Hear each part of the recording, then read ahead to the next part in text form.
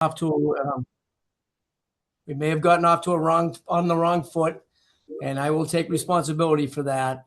I assume that people already knew that sewer and stormwater work was one of the reasons that the city had purchased this property. So I want to just take a moment to provide some background on how we got here and why the site is important for our infrastructure planning. When the city purchased the property, we immediately recognized the value of its location being adjacent to the 401A regulator, which we'll talk about later. Even though our CSO plan, our combined sewer plan, wasn't fully developed at the time, we knew this area would eventually need major improvements to reduce overflows at our most active CSO location. During the public meeting for the property purchase, the then deputy city manager spoke about the benefits of acquiring the site, both for sewer separation work and for potential future uses of the above ground space. There was also clear commitment to involving the community in decisions about the site. To be candid, we had always envisioned the work at Sherman Street happening in two phases. The first, the infrastructure phase, which we're talking about now, where we would present a preliminary design of a tank or other underground utilities and talk with the community about the construction impacts of that work. This is pretty typical of when we do utility work, where we're not really looking for people's input in the actual design, but how it impacts you through construction and eventually when we close that construction up. The second phase is the building phase, and that is where we really need to engage the community, to engage this community more extensively around the design and the long-term use of the above-ground structures. I want to acknowledge that we understand this process has felt frustrating for many residents, and we hear that. We're working to communicate more clearly about both the process and the benefits of this work. And our hope tonight is to help you better understand the importance of the project and what you can expect from us as we move forward. So next slide, please. So tonight we have a bunch of folks that are with us. You already met Kristen Kelleher, who is our Director of Communications at DPW. We also have Jim Wilcox with us, our city engineer, who will be presenting tonight, and Luchika Hiller, who is our Senior Project Manager, also who will be presenting tonight. As far as our design team, we have our partners, our partner consultants from Kleinfelder and Stantec.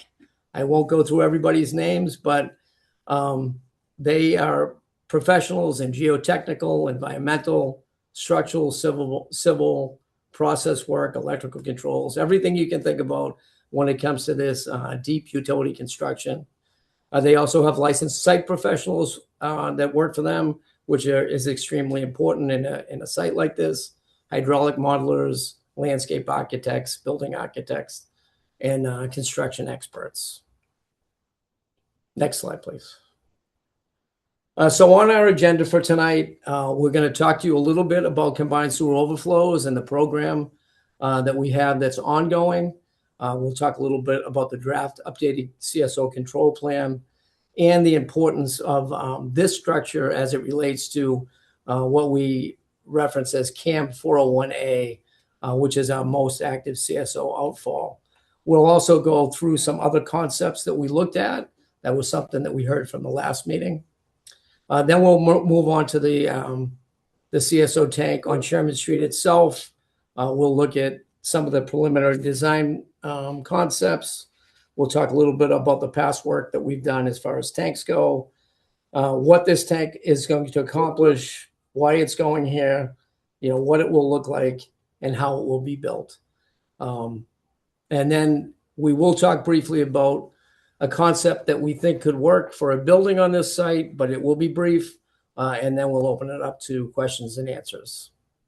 But with that, I believe I'm going to hand it off to Luchika. I think it's Jim. Yep, I got it. Thanks, John.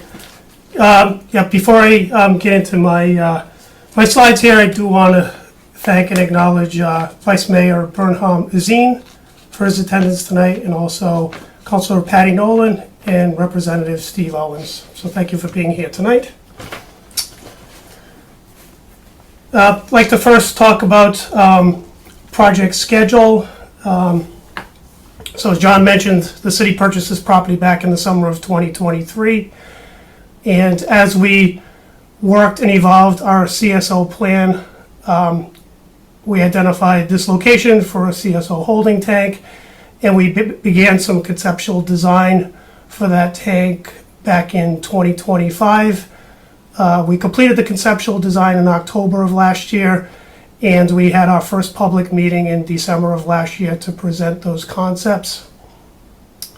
Over this winter, we have been working on preliminary design on the tank and the associated utilities, and then some activities this month. Earlier in May, we had one-on-one meetings with several of the adjoining residents and property owners in the Bellis Circle area.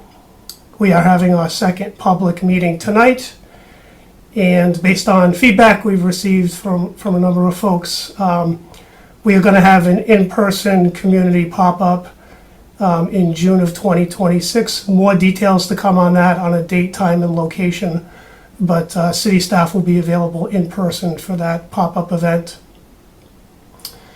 We will be continuing on design work this year with the hopes of wrapping up that design work late this year or early in 2027. We will have a third public meeting to provide much more information on the actual design of the CSO holding tank. And similar to all public works projects, we do need to go through a public bidding process to hire a contractor to do the actual construction. And we expect that process will take place in the spring of next year. We will have a fourth public meeting. Hopefully at that point, we will have a contractor on board and we'll be able to provide more information on the actual construction schedule and introduce you to not only the contractor staff that will be participating in the project, but also city staff and consultant staff that will be involved in the construction. We expect construction to begin next summer. And as part of the design work we'll be doing, we will be making a better determination on the actual duration of the project. We are looking at a duration of at least 24 months, likely a little bit longer than that, but we will definitely have more information on an exact duration as we get further along in the design. You can go to the next slide, please. So just want to provide a little update on what's happened since we last met in December. So there has been some soil testing that has happened on the site that occurred end of March, beginning of April. That'll help us to further clarify the characteristics of the soils on the property as part of the design work. We also began some survey work to locate underground utilities. That work has primarily happened in Sherman Street and Bellis Circle. A big milestone for the city is the submission of our draft CSO control plan to the US EPA and Mass DEP, and that was a joint document submitted by the City of Cambridge along with the City of Somerville and MWRA. And then as I mentioned, we've completed some one-on-one meetings with the immediate butters to the project. So I'll now pass it to Luchika Hiller to provide some information on combined sewer overflows. Thank you, Jim.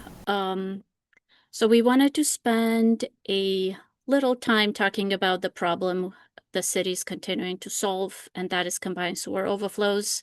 This is a high priority and important issue for the city. So I want to continue to acknowledge the list of elected officials that are joining us tonight.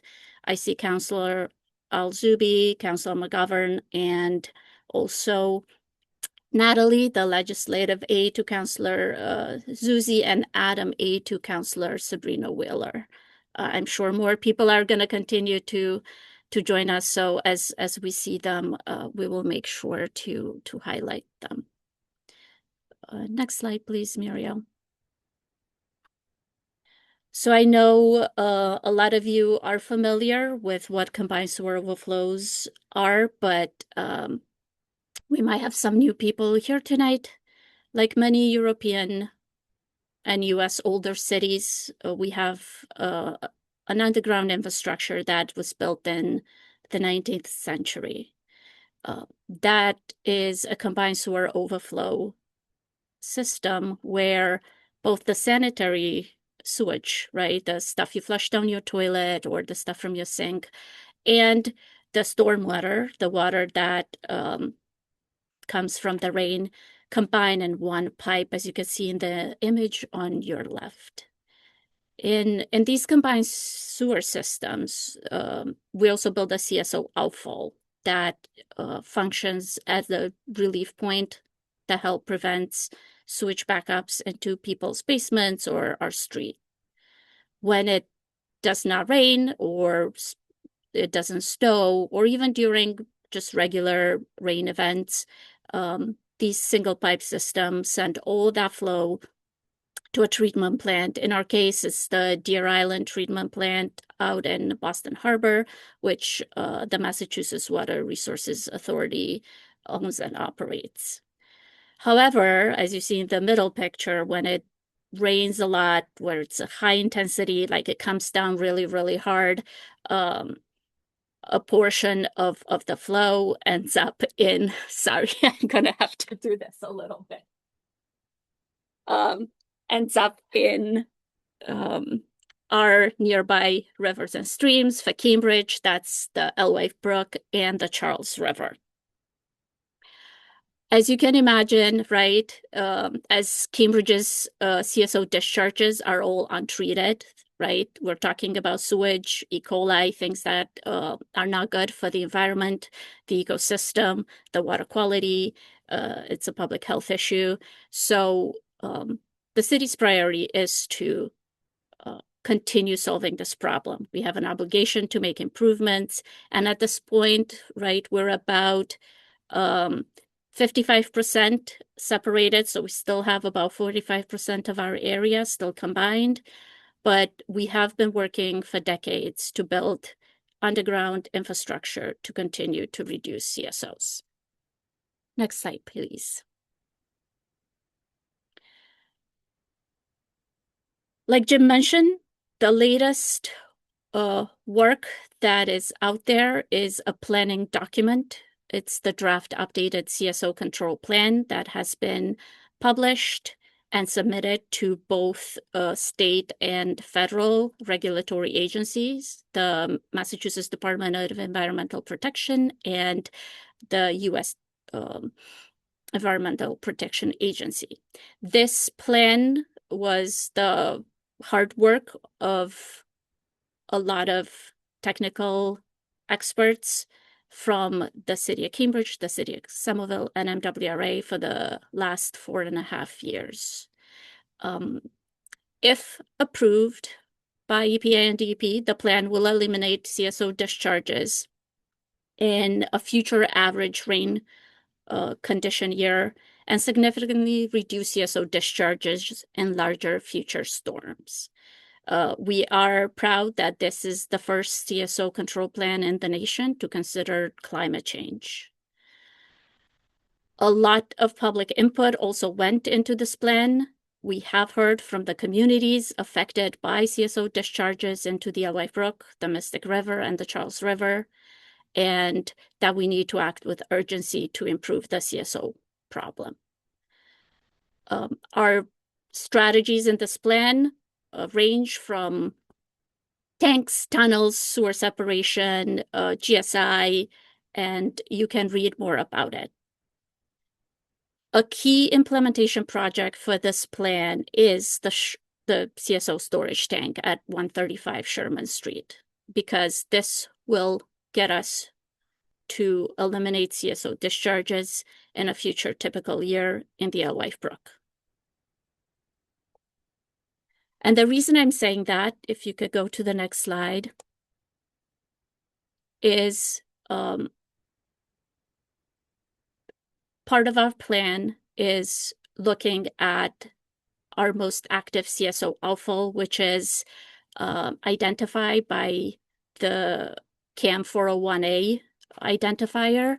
This is discharging untreated combined sewer overflow into the Alewife Brook. Because this is the most active combined sewer overflow, this is a high priority for the city to address sooner, as fast as possible. Just to put a little bit of scale to the problem here, right? I grabbed the last 6 years of data we had in terms of activations, like how many times that the CSO activates. So discharges was sent into the Alewife Brook. So you can see ranges from 7 to 20 activations in a year.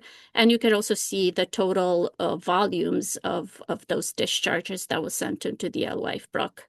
As you can see, like, this changes year to year because it's very rain dependent. It's the volume of stormwater that ends up into the combined system that triggers these discharges. For people who love swimming and can visualize an Olympic-sized swimming pool, an average of 17 Olympic-sized pools got discharged into the Alewife Brook in the last 6 years. So again, our main priority was to find a solution that can alleviate this problem faster. We did evaluate other approaches at CAM 401A, and I will pass it on to Jim to talk to you about those. If you could go to the next slide, please. So I do want to talk about why we're not proposing sewer separation for CAM 401A at this time. Sewer separation is work that we have been doing in Cambridge for many years, and I'll provide some more information on that coming up. But I do want to talk specifically about this CAM 401A outfall and the area that drains to this outfall. So the area shown in red on this map is the area that contributes to the CAM 401A CSO outfall. It is a 192-acre area, and it includes the Bellis Circle area and also Sherman Street and Ringe Avenue area. Sewer separation is probably the most intense public works projects that we perform. It requires work basically on every street in the drainage area in order to achieve sewer separation, and it also requires utility work beyond just the sewer and drainage system. Typically, we are rebuilding the entire water system, and also the private utility companies such as Eversource and the communication companies also have work to do to move utilities out of the way or to upgrade their infrastructure as part of these projects. So in order to achieve full sewer separation in this area, we would also need to construct stormwater storage tanks to help with flooding issues that happen in the area, and also to not exacerbate flooding that already occurs in the Alewife Brook. We would also need a new stormwater outfall pipe to the Alewife Brook that would be approximately 4,000 feet in length. And because stormwater also has pollutants in it, we would need space and methods to treat stormwater as well. This CAM 401A area also has interconnections via our sewer system with a CSO outfall designated as CAM 401B that is located at the intersection of Mass Ave and Alewife Brook Parkway. And in order to deal with those interconnections, we would still need a 750,000 gallon CSO tank as part of the sewer separation work. Based on costs for other sewer separation work the city has done in other areas, the approximate value of the work needed here for full sewer separation is $400 million. And also based on past experience, this would be a 20-year project to get to full CSO reduction. Next slide, please.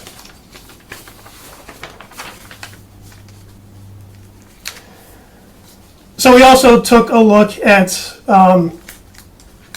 options for building this tank in a different location. The city has constructed 13 stormwater holding tanks as part of our CSO control and stormwater management program. And we took a look at what if we built a tank similar to our stormwater holding tanks that we have constructed in city streets on other projects.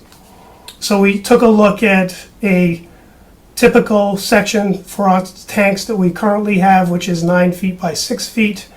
And in order to achieve the volume that we would get from the tank at the Sherman Street parcel, we would need a tank that's over 1 mile long. It would extend on Ridge Avenue from Alewife Brook Parkway to Sherman Street, and on Sherman Street from Ridge Avenue almost to Garden Street. This project would have a much longer timeline, up to 10 years worth of construction, much higher impacts due to work happening in the streets, and also would be a far more expensive project. And next slide, please.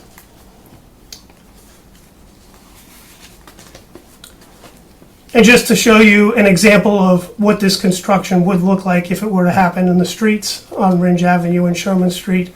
These are some construction photos of a similar project that was completed by the city of Somerville on Somerville Avenue. And you can see the type of construction that's required to install a holding tank within the public way.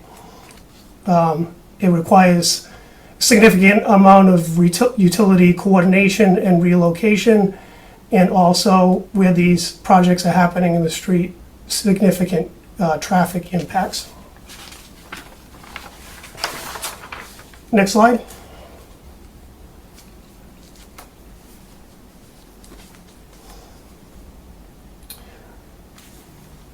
So I do want to show a little bit of history of work that has been done in the Sherman Street, Bella Circle neighborhood.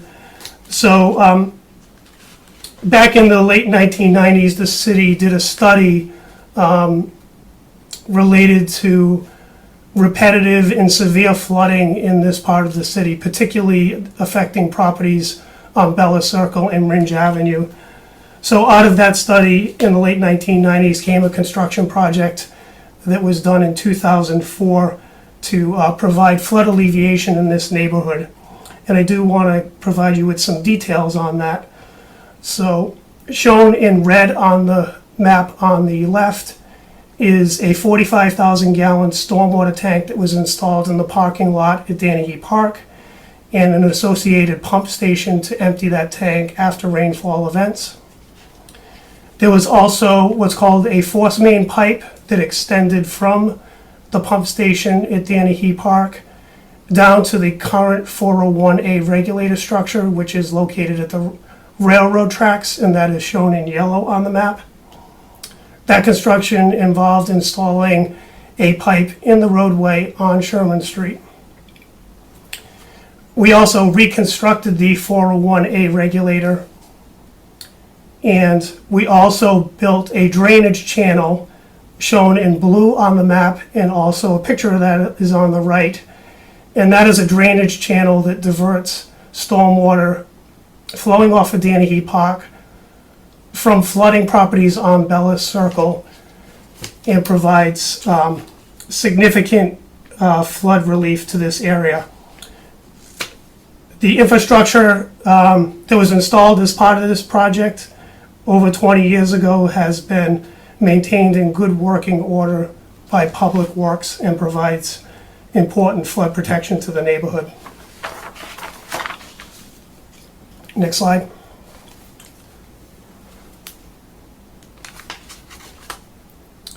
So the city has a long-standing commitment to doing sewer separation work. The city's sewer separation program actually started with the Clean Water Act in the 1970s. We began sewer separation work with a project on Pearl Street in the surrounding neighborhood in 1973, and sewer separation has been an ongoing program in the city since then. So as we mentioned, we have submitted a draft CSO plan with MWRA in Somerville, but there is work that's being done in Cambridge related to sewer separation beyond what is in that CSO plan. So the Sherman Street tank will provide immediate improvement for the people, the ecosystem, and the environment in our region. While it's not a sewer separation project, it will provide significant benefits on a short timeline with a significantly lower cost than full sewer separation. And as I mentioned, we will need a tank in this neighborhood even if we do complete sewer separation. So while we'd be constructing this tank as a CSO holding tank as part of this project, it could be transitioned to a stormwater holding tank in the future. We currently have sewer separation work occurring on Broadway in Kendall Square as part of our CSO control plan. And as presented in our current fiscal 27 budget, we have significant investments upcoming over the next 5 years in other locations in the city where we'll be doing sewer separation work. There is a $188 million plan for our CSO work, which includes a significant investment in sewer separation in the Hampshire Street neighborhood, $6 million to begin concept and design work for continued sewer separation in the Western Avenue neighborhood, and $68 million for sewer separation work in the Baldwin neighborhood. These are significant investments in the city's infrastructure, and we thank City Council for their commitment to these ongoing programs. Next slide. So I do want to talk about what we have in mind for the Sherman Street tank, and we have some conceptual design information we'd like to share with you tonight. Next slide.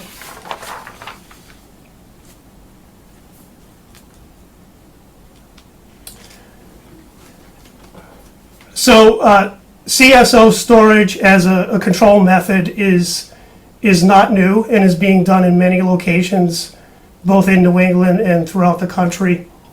Our design team, Kleinfelder and Stantec, are working on these types of projects in other locations, including CSO storage facilities as part of the work done by the Narragansett Bay Commission in Rhode Island. Sherman Street will be our first CSO holding tank, but it will not be our first tank that we've constructed. And as I mentioned, we've constructed 13 stormwater holding tanks as part of our control plan already. So on the left are some pictures of our stormwater holding tank at parking lot 6 on Bishop Allen Drive in Central Square. So you can see the construction of that tank and its adjacency to the nearby buildings. That project was successfully completed while the adjacent buildings were under construction at the same time. And then in the top of that photo, you can see the final product where basically the entirety of the tank components are underground and not visible. And our most recent tank that we have constructed is at the Tobin School site. This tank was constructed as part of the school construction. It is a 1 million gallon holding tank, about half the size of the tank that we're proposing for Sherman Street. And again, this was constructed during the school construction and very close adjacency to the building itself. And then you can again see a final photo where the tank is primarily located under the bus turnaround at the school site. Next slide. So the city has hired a design team of Kleinfelder and Stantec that will be working on this project. They have many years of experience doing projects in Cambridge related to our sewer separation and CSO control plan work. They have worked on our projects in Cambridge for over 25 years. But they also are doing this work in other locations in the United States and also in Canada. So a couple of similar projects that the design team has successfully worked on: a 3.3 million gallon CSO holding tank in a residential neighborhood in Ottawa, Ontario, Canada, and a 13 million gallon CSO holding tank in Lima, Ohio. And while Sherman Street would be the largest tank that would be constructed in Cambridge, this is actually an average size tank if you look at examples around the country. Next slide, please. So as we mentioned previously, the city bought this parcel in 2023 for a future municipal use. At the time, we did not have the CSO plan fully developed, but we knew there would be a significant need for infrastructure close to this CAM 401A regulator. This is the most active CSO regulator that discharges to the Alewife Brook, and we knew we would need space to find a solution to controlling CSO discharges at this location. There was discussion with the neighborhood about what could potentially be on the surface of this site. Could this be an affordable housing project? Could it be a DPW use? And we have determined that a DPW use would work well with this CSO holding tank on this property. It is close to the CSO regulator, being less than 100 feet away, which is an ideal location because these CSO holding facilities are much more effective when they are close to the regulator structure itself. Next slide, please. So conceptually, I want to talk about what this tank would provide. So at a high level, the Sherman Street tank is a key piece of the city's broader CSO control plan. It helps move our commitment to reducing CSOs forward in a way that directly benefits public health and the environment quicker, and keeping in mind the financial impacts to the city. So this would reduce CSO discharges to the Alewife Brook by providing capacity to store discharges up to a 3.3-inch rainstorm in 24 hours. It will also relieve pressure on the city's aging infrastructure in the area by providing more capacity and providing a better level of service to properties in the area. And it'll also allow us to provide CSO control to the Alewife Brook on a faster timeline and at a lower cost. And it is our goal to provide real reductions in CSO discharges from this location by 2030.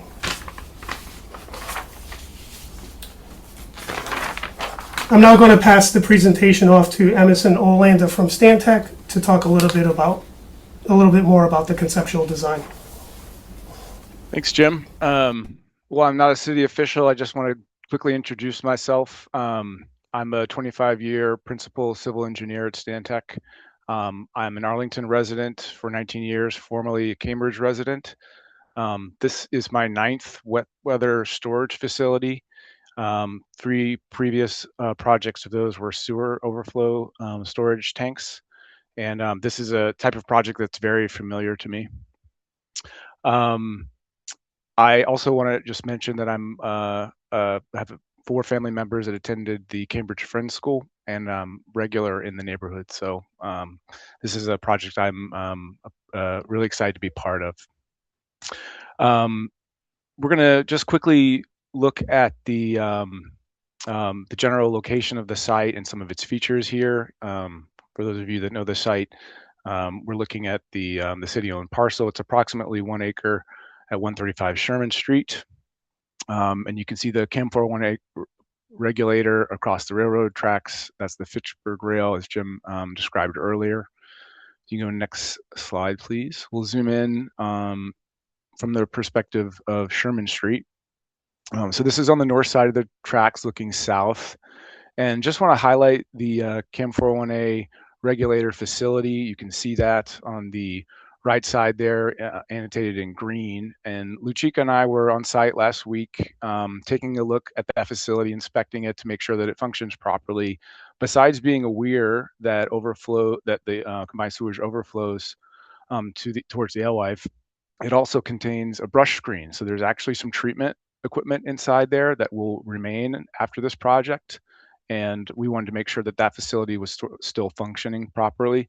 And so maintaining that facility and any upgrades that are necessary is part of this project. Next slide, please. Once you get down to the project site, we have a preliminary design that's underway. I wanted to share some of the details of the facility that we're looking at. The project is sited on the tank is sited on the east side of the site. It's going to be below the existing paved lot. There are tanks that are constructed above ground that can be pumped into, and then after the storm event, they're drained out by gravity. The city has chosen an underground solution so that the sight lines of this site are not a detriment to the community, and it also allows the parcel to be repurposed for other uses once the tank is built. Tanks is sized to hold 2.1 million gallons. This is the significant temporary storage capacity needed for the series of design storms that we're looking to contain and prevent overflow to the 401A regulator. There's a weir structure that will be constructed next to the tank. Water will overflow that weir into the tank first before it breaches the weir at the 401A regulator. Tank is currently envisioned as a concrete tank. It's measuring about 170 feet long by 70 feet wide.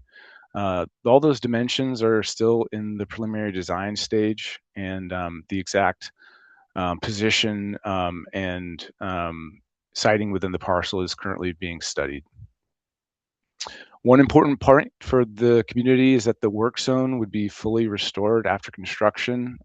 Presently, the plan is for this first phase of tank design and construction for the site to be restored as a paved lot, with a new sidewalk being added for the north side of Bellis Circle. So some of the parcel will be converted into a public sidewalk to improve the accessibility along Bellis Circle. The layout, as Jim mentioned, is also being planned so the site can accommodate a future DPW building with parking for DPW vehicles on top. And you can see some of those concepts for vehicles rendered there as well.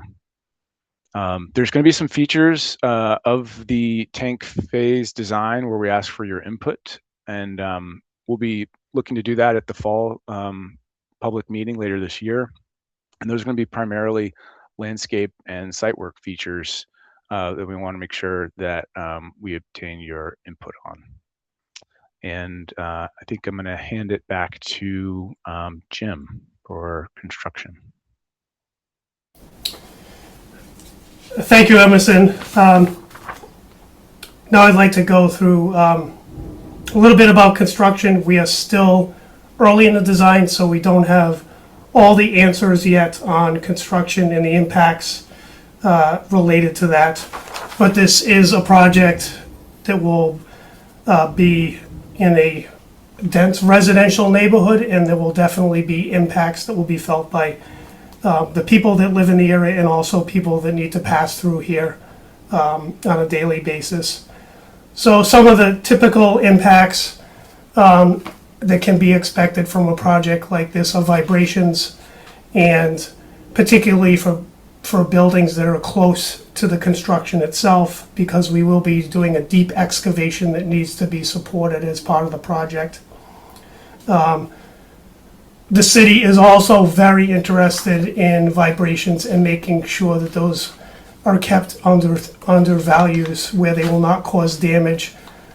Because in addition to buildings being vulnerable, the city and also the utility companies have utilities in the roadway that could be significantly affected or damaged by vibrations. So that is a concern both for buildings in the area and also the utilities in the roadway and street.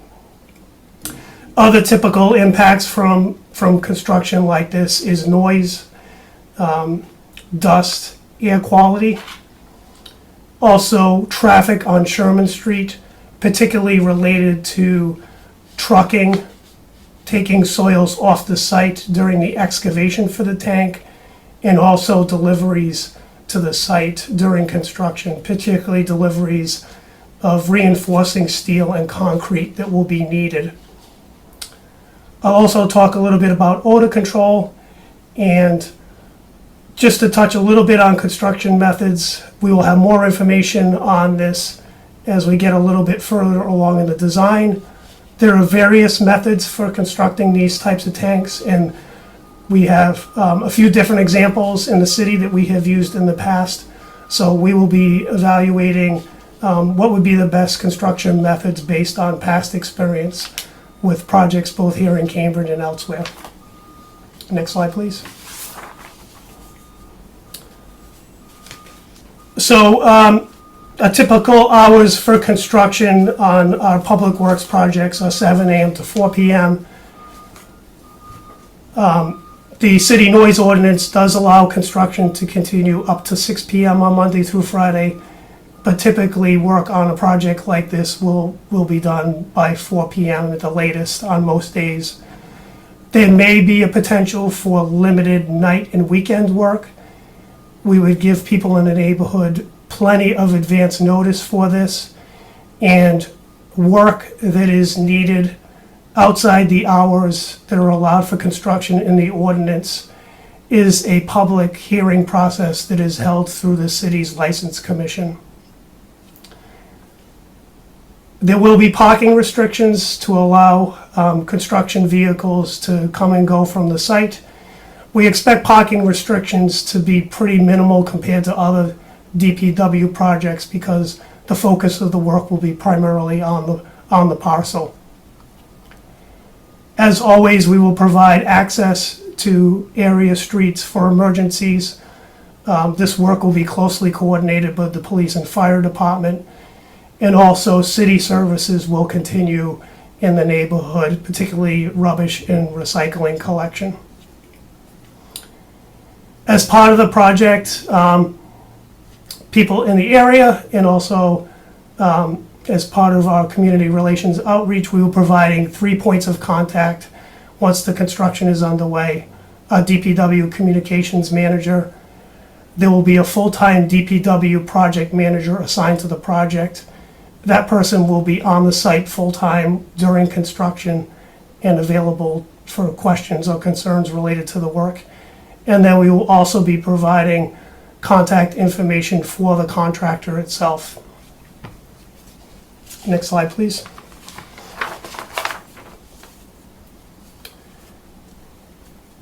Again, noise will be related to general construction activities. Based on where we are in the design at this point, we don't expect any unusual noise related to the activities out here. It will be typical of construction that happens on a regular basis in the city now. We'll also be doing dust monitoring as part of the project.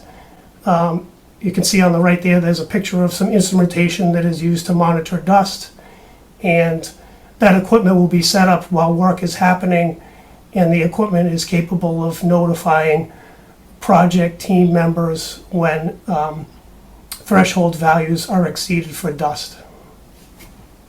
Next slide. An important part, again, is vibration monitoring and pre-construction surveys. So during the design phase of the project, we will be determining threshold values for vibration. These will be measured during construction by seismographs that will be placed at several locations on the project site itself and also on private property. Another part of vibration monitoring is the use of what's called deformation monitoring points. These are monitoring points that are put in the locations around the site, particularly where there are vulnerable building foundations, vulnerable utilities, and also vulnerable structures that are in the area. Typical to what the city has done on other projects, we will provide weekly monitoring reports published on the city's website. And the seismographs that will be used as a part of the project are able to send automatic alerts via text message to project team members. So when vibrations are approaching a threshold value, there'll be increased monitoring and closer oversight of the construction activities that are causing that vibration. And when vibration exceeds a threshold value measured by the seismographs, work will be stopped and the team will assess how to change the operation that caused that vibration.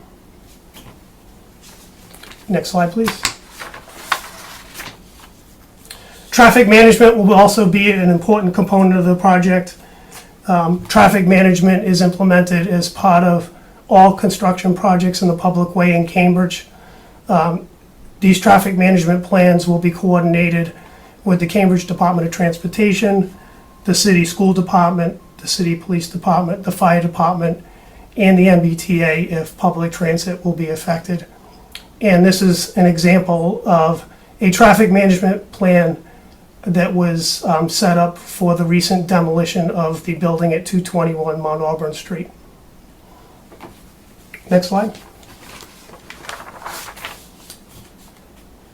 Because this new tank will be holding combined sewer overflows when activations occur, odor control will need to be part of the design of the project. Our design team is very familiar with these types of systems and will be using experience from other projects and also measurements taken in the neighborhood to design an odor control facility for this project. The odor control will actively treat air exhausted from the tank using granular activated carbon filters. The odor control equipment will not be needed and will not be in use when there is no rain or no combined sewage being held in the tank. And again, we will be doing some initial readings in the area at the CAM 401A regulator as part of the design of this system. Now I'd like to pass it to Lisa Stone from Kleinfelder to talk about soil management that will be happening as part of the construction. Thank you, Jim. Good evening, everyone. I'm Lisa Stone, and I'm on the environmental team at Kleinfelder. So subsurface investigations that have been conducted at the property identify a soil profile that is consistent with what we have seen throughout the city. This consists of typical fill material that is present at the property from ground surface to approximately 10 feet below grade. Below that fill material is a silty sand, followed by Boston blue clay. There is a thin layer of glacial till present below the clay at approximately 65 feet below grade, with bedrock encountered around 70 to 75 feet deep. And you can see that graphic that shows the soil profile as well as some photos of what we saw in the subsurface for typical fill material as well as the native soil. Next slide, please. So laboratory analysis of soil samples collected at the property has detected common historic fill contaminants in soil that are consistent with Cambridge fill. Analytical data of samples we have collected were all below DEP notification standards for soil within residential areas. In 2016, a remedial excavation was conducted at the property due to petroleum contamination identified in soil from a former fuel oil tank that was removed in the 1980s that was associated with historic site usage.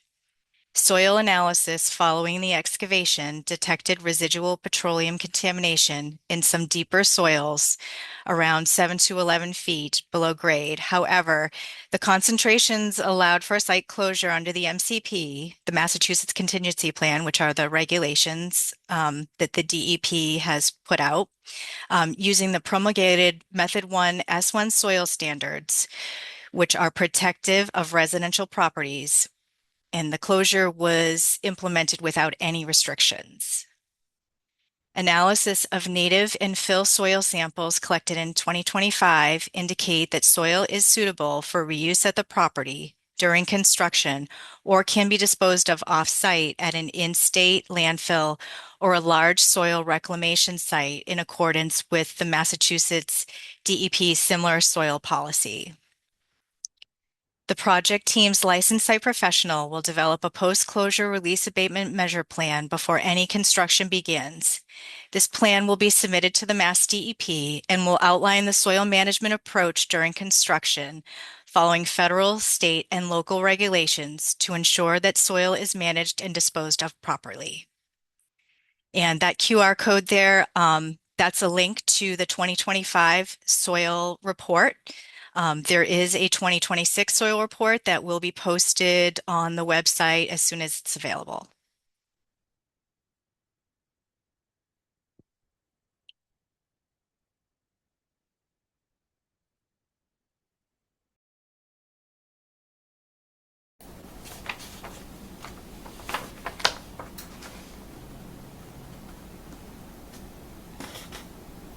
John, if you want to take this next few slides, that would be great. Sorry, thank you. Yeah, as Jim mentioned, we are listing this as a DPW facility, but really it's a future part of our project. You can go to the next slide, please. So just to show you where the area is, obviously you can see where the CSO tank is, and it takes up a fairly good portion of the site. The proposed future building would be towards the back of this site. Again, once the CSO tank is built, there is certainly maintenance operations that have to happen with that. From a DPW standpoint, we certainly support putting a DPW maintenance facility there as well. Some of the things that we have thought about are really our parks and forestry divisions going there with the adjacency to Dennehy Park and some of the assistance that we give them in similar functions. It would work well for us.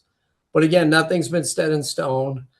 So there still is an opportunity for us to take a look at what building could go there. Obviously, if we go with something outside of a municipal operations building, it will make maintaining the tank that much more difficult, and we would get into possibly other issues with a private property going there. Next slide, please. This is obviously very preliminary concept. We wanted to show you what a DPW facility might look like. We don't plan on if we were to go with the DPW facility, it would be a much smaller building, again, that would house our Parks and Forestry division. There'd be some offices in there, and there'd be some equipment storage. If we do go with the housing building, which again could be possible, the footprint would remain the same, but obviously they could build much higher than we would for our type of facility. I think this is where, and I know there was a question that had come up about the Public Works or the city not being honest with what we're trying to do here. I do want to reiterate what I had said at the beginning. When we are doing utility projects or something that involves infrastructure, the community process that we have around that is not necessarily what is going underground, but what comes back up afterwards, how we rebuild those locations, and really getting significant amount of input from the community about what they want to see as a final product that will be there for many, many generations. This is how we're thinking of this building concept. When we get to a point when we need to start having community meetings about what the building and what the final site can look like, that is where we really want to get the community involved and really understand what features you're looking for and what we can provide in that location. Next slide, please.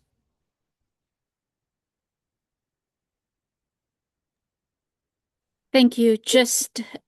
We're almost there. 3 more slides, and then we're ready to take some of your questions live. And we've been answering some questions in the Q&A, so thank you for your patience with us. As a reminder on the timeline, we will have a community pop-up meeting, June 2026. I think somebody asked about a project website. We do have a project website. It was added in the Q&A, but you'll see it on the next slide as well, where you can pay attention. We will make sure to also email everybody who registered for this meeting with the community pop-up information, just so you have it. And then we'll continue to talk to you and the larger group, our elected officials and everybody who's interested about the next steps. Next slide, please. So this is where you can find the information, the project website, and you can either scan the QR code to receive updates.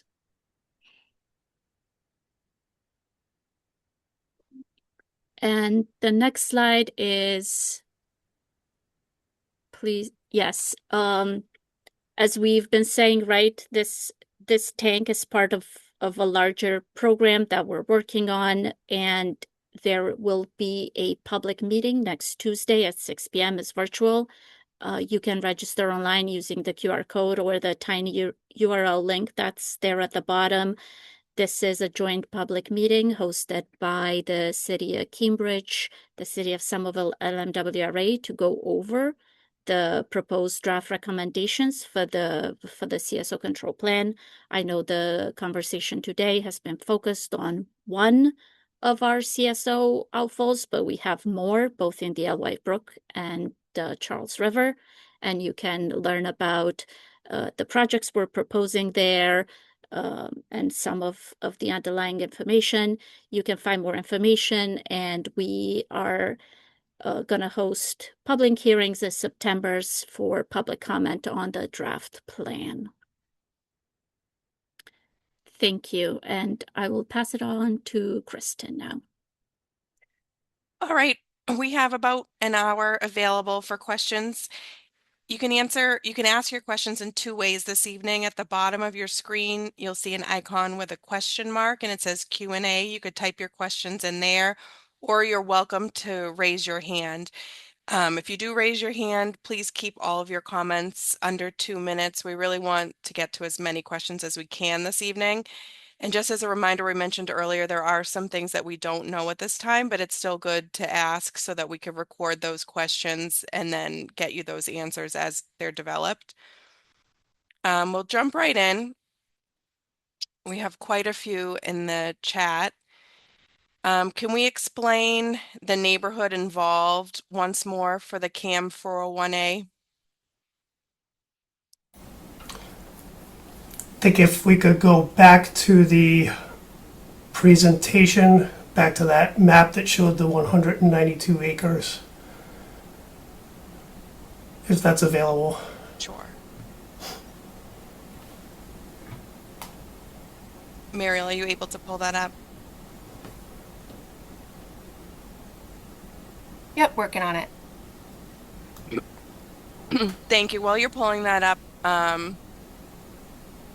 could move to another one. What's the dewatering time for a tank the size of this one in the preliminary design? Emerson, or do you want to take that one? Yeah, sure.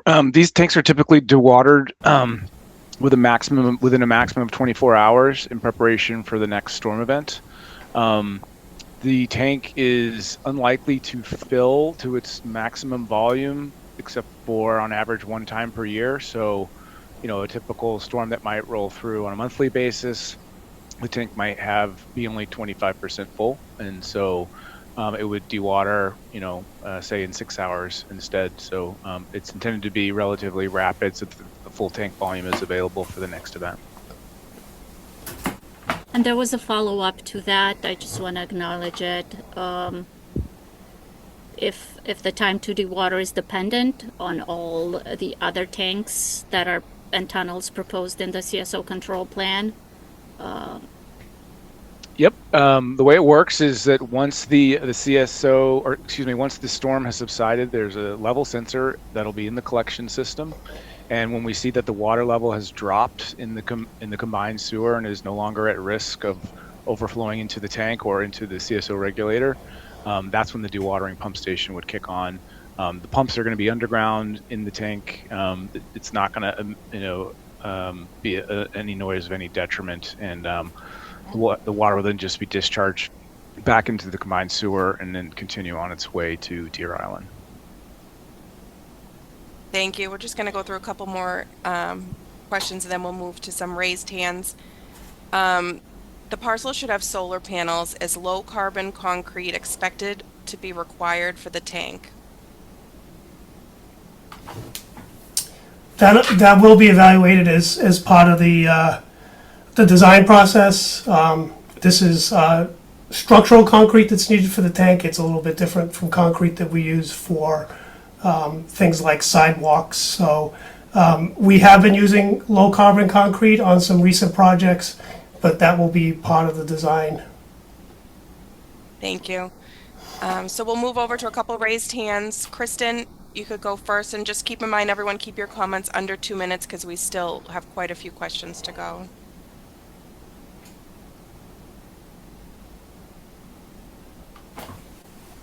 Hi there. Thank you. I just wanted to thank everybody for the excellent presentation tonight, and thank everyone who came out for this meeting, including the city councilors and reps of City of Berlin. My name is Kristen Anderson. I am on the steering committee for Save the Alewife Brook. I've had Alewife Brook sewage floodwater in my home. I've gotten sick from the sewage. My neighbors have gotten sick. It's awful, and I don't want it to happen to anybody else. And so we want to see a real solution to the problem rather than half measures. And we want to see sewer separation and green stormwater infrastructure.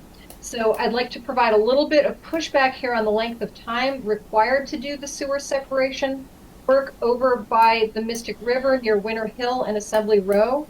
Somerville is planning to complete 95 acres of sewer separation in just 5 to 7 years, and that includes design and construction.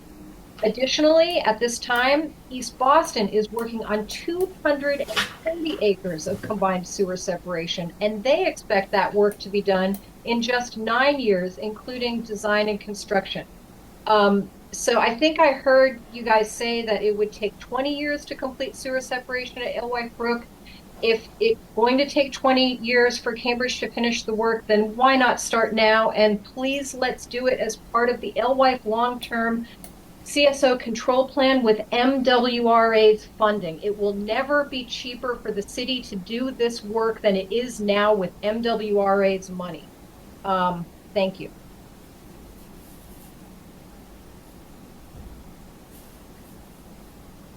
I can answer on the timeline a little bit. I think the difference between the other projects that you mentioned that have sewer separation is that they're discharging into the Mystic or the Charles, discharging into the Alewife Brook adds on complexities in terms of attenuating the flow and finding space for that and permitting. So it's just an estimation of how long it will take for us to do this, including building, right? All the other infrastructure that's needed to do this. I know for the Cam 4 and Alewife Wetland project, that was a total of, Jim, correct me if I'm wrong, 29 years? Yes, 29 years. That was a 29-year process between conceptual design and when everything was done. So we were basing our estimates on our own previous experience doing sewer separation work in North Cambridge and thinking about the discharges into the Alewife Brook. Thank you. Just going back, we pulled up the image now, so if you could just explain the neighborhood involved with the Cam 401A.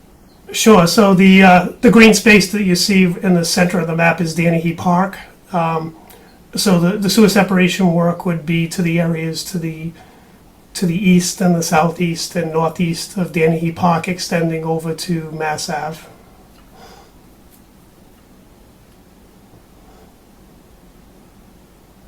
Thank you. We We have a couple questions. If maybe we could go back to the slide about sewer separation. Just explaining again why, just go over that once more, why sewer separation right now is not the option.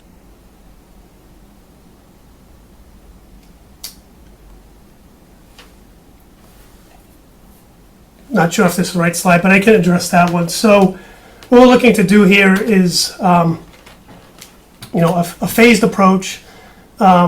We can build this tank and provide CSO control up to a 3.3-inch rainstorm in 24 hours, and we're fairly confident that we can deliver this tank by 2030, and then continue with sewer separation in future years.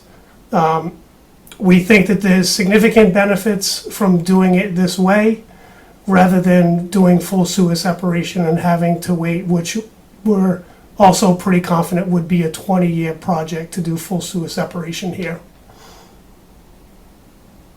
Thank you. And I'm not sure if we can answer to this one, but one attendee said that as soon as construction would start in this area, the train whistles would begin again, and it took them a long time to get that to stop in the neighborhood. Yeah, so we will need to coordinate that with the commuter rail folks. The islands that were constructed in the center of Sherman Street adjacent to the railroad tracks were installed so that the train whistles could stop. So we will have to come up with some method where we continue to maintain center line protection so people can't go around the gates, and the train whistles won't need to be reactivated. That is definitely something that we're going to need to coordinate. Thank you. We'll jump over to Sharon. Sharon, you should be able to unmute now.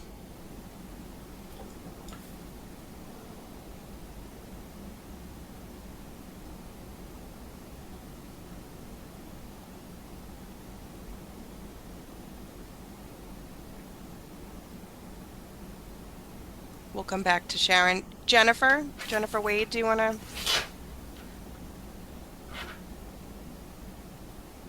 Hi, can you hear me? Yep, we can hear you. Okay. My question is for John Nardone. I'm wondering if he watched the August 23rd, 2023 City Council meeting at which the city manager's office made a bunch of really specific promises about community involvement that went far beyond just sort of the community being able to weigh in on some of the details of the landscaping and stuff. There were specific promises made that the community would get input in what was going to go there. We were also promised that this community involvement was going to start in early 2024. And a number of city council members in their comments at that meeting cited this public process as, a reason why they supported it. I'm wondering if, someone can explain to me how, the city evolved from saying there was going to be a public process to now saying, well, the public process is just that you get to weigh in on a few details about landscaping. Yeah, I can try to answer that for you. I did go back and I did look at that meeting. And again, I'm looking at it from a different set of eyes than I think a lot of residents are. I thought it was pretty clear that, again, then Deputy City Manager O'Riordan talked about sewer separation at that location and the importance of us having that. I don't want to get lost that what I was saying is it's just about landscaping. Again, I'll take Western Ave, for instance. Western Ave, while people look at it now as a big beautification project, Western Ave was a sewer separation project. As we got into that project and we began to go out and meet with the community, the details about sewer separation were not the details that we were talking with the community about. We weren't talking about the size of pipes or which pipes went into which locations. It was really about, once we rebuild this, what is this community going to look like and what type of input can the community have? With this situation, and I realize this is it's a much deeper excavation. It's not something that a lot of folks are used to, particularly close to their homes. It is scary. It can be scary, but this is an infrastructure project where we wouldn't typically get into the real details of what's happening underground, because when that is said and done, it's really unseen by the community. So when I say, the community process is really important about what is at that final location, I guess that's what I'm meaning. It's not to dismiss the fact that this is going to impact people. It's going to impact, during construction, it is going to be an impact, and I don't want to dismiss that. But I hope I didn't say that wrong. I don't want to dismiss what people have said. We realize this has been a big burden, and we are trying to do better with communication. All right, let's go back to Sharon. Sharon, were you able to unmute now?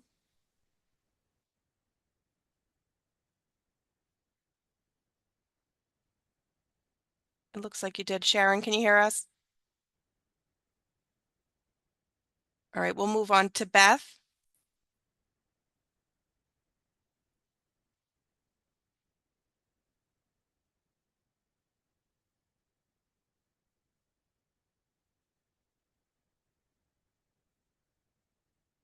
Beth, it looks like you're able to unmute.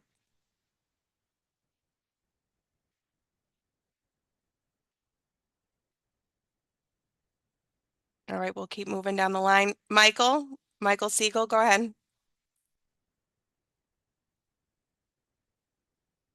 Can you hear me? I can. Okay, good. So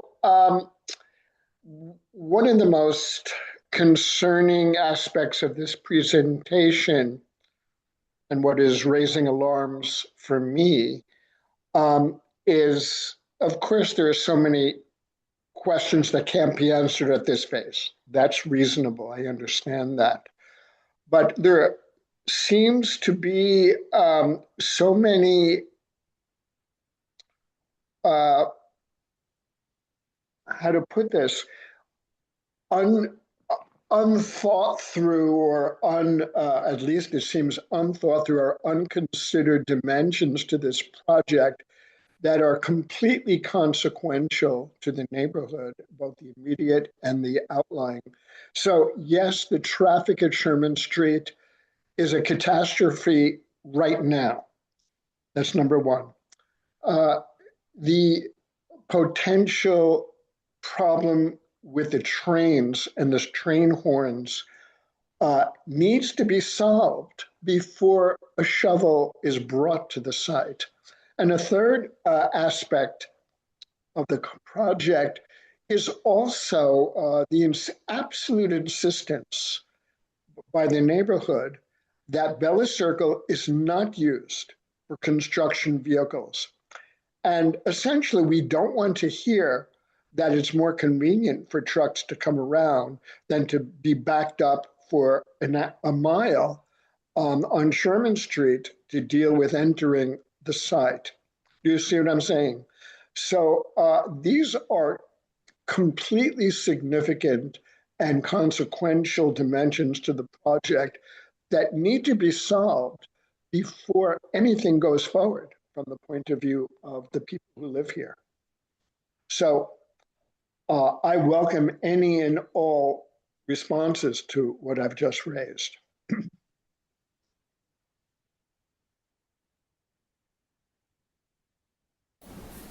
Yeah, so Michael, those are definitely things that we'll be looking at as we go through the design. And the issues that you've raised are ones that would be thought through and have solutions before we get into construction here. With the amount of trucking that's going to be needed for this project, we will need to work with the contractor to be staging those trucks somewhere away from the site, and where they'll be brought to the site one at a time. And we're also looking at different options on how we can do that already. So those are all issues that will be thought through, and we will have solutions for. I cannot tell you that at no point during the project that trucks won't be accessing the site from Bella Circle. I just can't tell you that. Bella Circle is not a road where you're going to be able to drive a dump truck around the circle and pull into the site. That is not something that's going to be able to be done. But trucks may need to enter the site from Sherman Street onto Bella Circle and right into the site.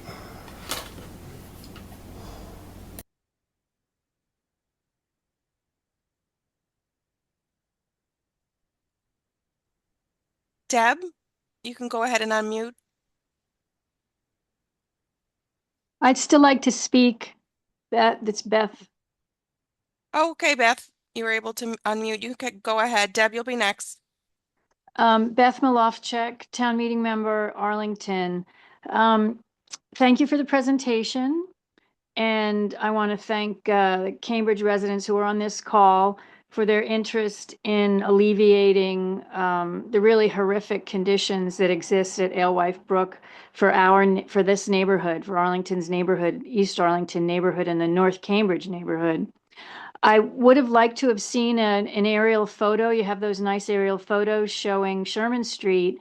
I think it would be interesting to see an aerial photo showing the Alewife Brook and the impacted homes when we do have CSO discharges and this raw sewage ends up into our neighbors' yards and basements. I think that's really important. We're the unseen unaddressed component in this equation, and bearing the brunt of the raw sewage that MWRA continues to send to our neighborhoods. So I think it's important for us to be seen. We want sewer separation. I look forward to when that'll be part of the discussion, the public discussion of sewer separation, solving Alewife Brook's current conditions, returning Alewife Brook to nature, to a green state, and really alleviating the burden that the abutters and the neighbors to Alewife Brook have. I'm waiting to see some outside of the box thinking at MWRA, some new thinking, some new direction, some problem solving. I understand that MWRA and Cambridge are in violation of the Clean Water Act and the court case that led to the cleanup of Boston Harbor, as of yet unfinished. Thank you very much. All right, and before we move on, I just wanted to say hello to Mayor Siddiqui, who has been on the call with us this evening, but we were I wasn't keeping track of the attendees as they log on, so thank you for joining us, Mayor. Kristen, I just do want to address one comment that was made. So the city of Cambridge has a permit from the United States EPA. It's called an NPDES permit for our CSO discharges, and we are in full compliance with all requirements under that permit.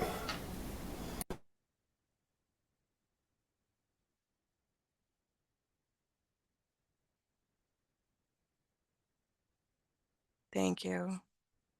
Deb, are you able to go ahead and ask your question? Hi, can you hear me? We can. Great. Two very quick points I'd like to make. The first, to Jim Wilcox, you talked about that we need to leave the islands in Sherman Street in place as part of keeping the horns from sounding on the trains. And I'd like to ask you at your leisure to take a look at the project page for the Sherman Street crossing, which was created at the time that the horns were honking. At that time, the city came up with a 3-point plan. They only completed the first 2 points. The third point was that the island would be removed. And so there is a way that you can remove those islands if the city bothers to follow what they had promised us they were going to do. The other point I wanted to make was to John Nardone about the timing of getting the neighborhood involved. And I understand that you are saying that happens after the decision was made as to what was going to happen on the site. But what the neighborhood was told at the time of purchase was that at least we would hear what the various alternatives were that you were considering. And in fact, Kathy Watkins, who was head of DPW, I believe at that time, sent one of our neighborhood members a letter in which she stated that she hoped that that they would be able to start involving us in early 2024. And you, John, were actually copied on that letter. So I think that's explaining why the neighborhood is having a really hard time believing that we can take you guys at your word when you say, oh, we're going to have all of these things put in place. So there's the vibrations and the contaminated soil. It's just not going to be a problem for you. I don't see how we can possibly be living here while this is going on. Thank you.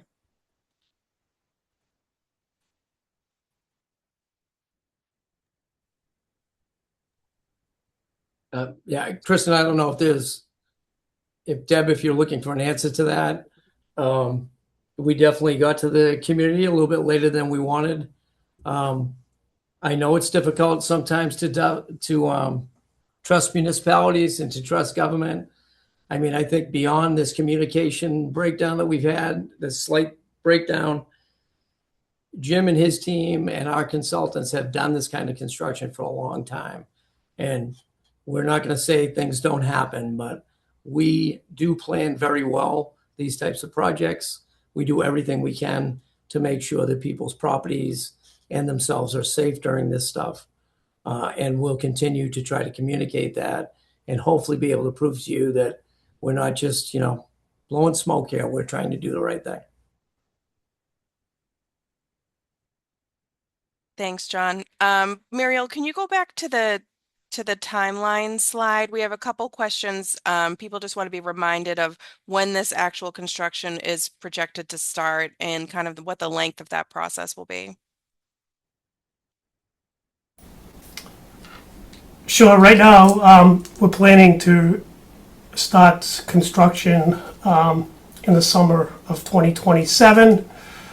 As I mentioned previously in the presentation, we need to get a little bit further along in the design to pin down an exact duration. But right now, it's looking like 2.5 years worth of construction to complete the project.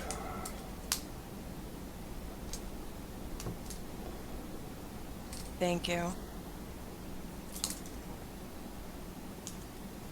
Is there any possibility of designating a piece of this lot as a green space rather than the remainder being a parking lot with the building?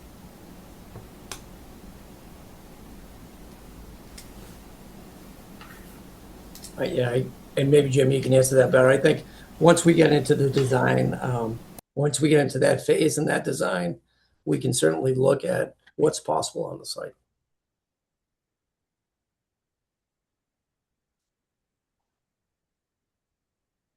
Does this tank mean that there will not be longer term sewer separation projects to come?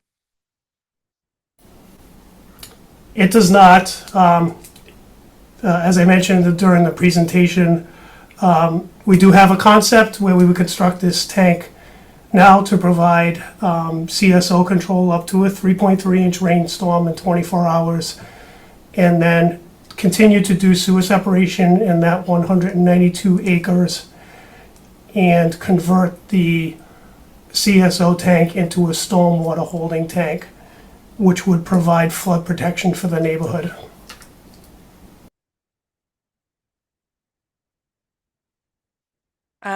Emerson, you might be able to speak to this. We have a couple questions about the odor control system. If you could kind of talk us through a little bit about how that works and is it successful? Sure. Yeah. The odor control system is a granular activated carbon scrubber, and it involves a blower that would be sited in a sound enclosure on grade at the site. And whenever we detect a change in water level in the tank, which shows that either the tank is filling or being emptied, the blower would turn on and it would actively draw air out of the tank, and it would exhaust it through that carbon scrubber. Those scrubbers are incredibly effective and a very common solution to nuisance odors that emanate from all types of facilities. That includes wastewater treatment plants, industrial facilities, and they're very common at sanitary sewer overflow storage tanks. There are communities that have raw sewage that are stored within these tanks, whereas this plant facility is for combined sewage. The odors that typically are present in a combined sewage system during a wet weather event are significantly less. And so some of our past projects have not incorporated odor scrubbers due to the abutters and the conditions local to that site. In this case, we felt it would be prudent to incorporate the odor control scrubber as a default recommendation. And we intend to do some sampling, air quality sampling of the CAM 401A regulator during an overflow event to see what type of air, what the air quality is, what those nuisance odors are like. When I was on site last week with Lucica, during a dry weather condition, both of us remarked that the odors coming out of the regulator, when we had those hatches open, it smelled much like a damp basement. It was not an objectionable odor, but that doesn't mean that it wouldn't be objectionable to you. And so we are going to carry forward with our plan to include odor control on this site, serving the tank with the additional sampling and hard science behind its application. If the odor control system were to lose power during a rain event, it would require a backup power source to function. So you would temporarily lose that odor control function. And there's a risk assessment that needs to be made that we'll be going through with the city. And the power, once restored, the odor control system would function as I described earlier. There is some routine maintenance that's required for the odor control system, and that is reduced by having the odor control system be turned off when the tank is not in operation. So there's no water level change. And by doing that, that will reduce the amount of site visits to do the maintenance on that system, and it'll be less disruptive to the community. If the odor control, if the odors were reported to be a problem, once the facility was construction, the city would always have the option of turning that facility on at a low speed, and they could continuously treat the tank. It's just a matter of the power consumption associated with that, and then we would consume the carbon more frequently, and there would be need to come in and replace that carbon, and that would involve vehicles and some activity on the parcel. Thank you. Jim or Lucica, do we know, someone asked, what's the closest distance to the nearest abutter? In this exact location? Yeah. Or for previous, I think there was a question also about previous No, projects. this is what is the closest distance to the nearest abutter? Is it more than 30 feet? Let me do some Google Okay, Maps we'll- measuring, and we'll then we just- could also show was it the Ohio project again?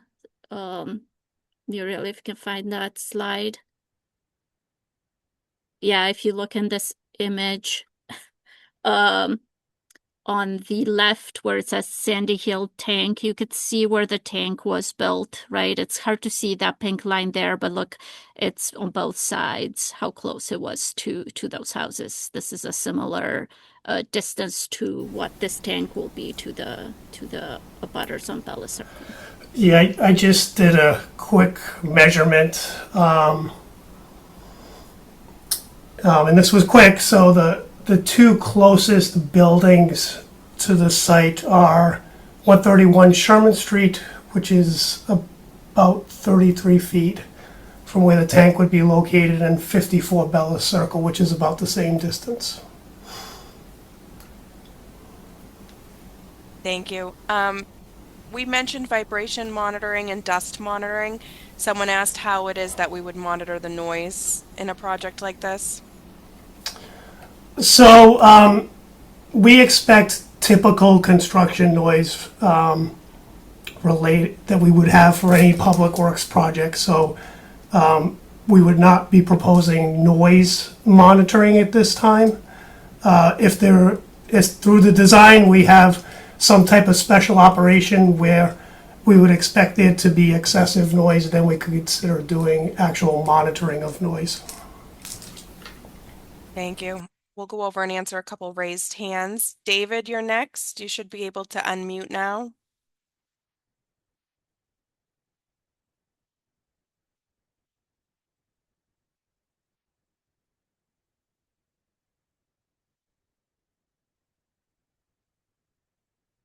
It looks like you're unmuted, David. You could go ahead.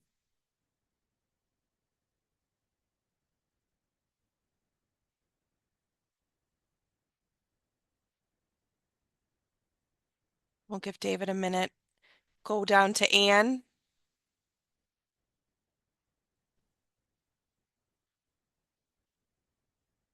Anne, you can go ahead and unmute.